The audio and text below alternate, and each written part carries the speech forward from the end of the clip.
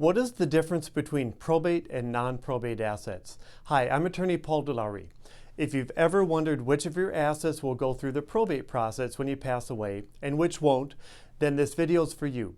So let's start with the basics. What is probate?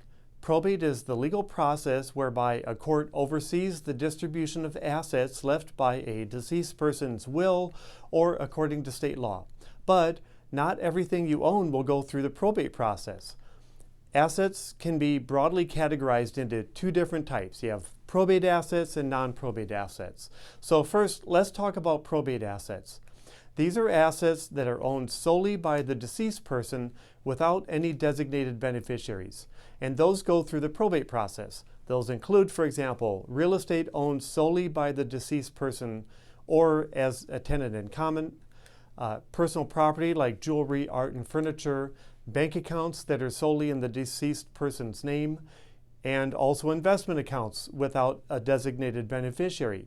Now, on to non-probate assets. Non-probate assets are assets that typically have a designated beneficiary or beneficiaries or are jointly owned.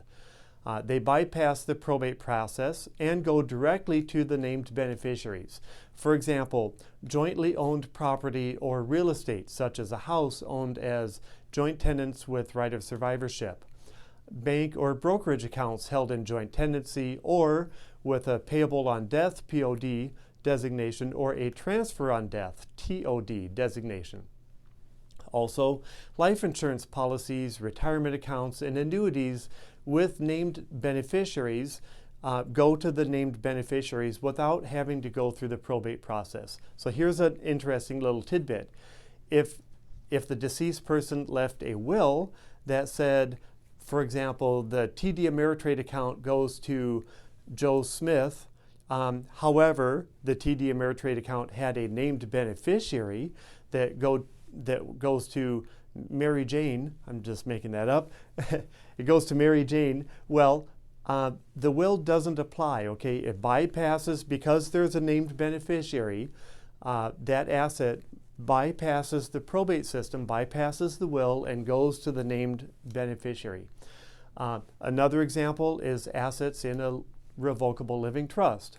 So another noteworthy mention is that certain assets might be exempt from probate due to state-specific laws.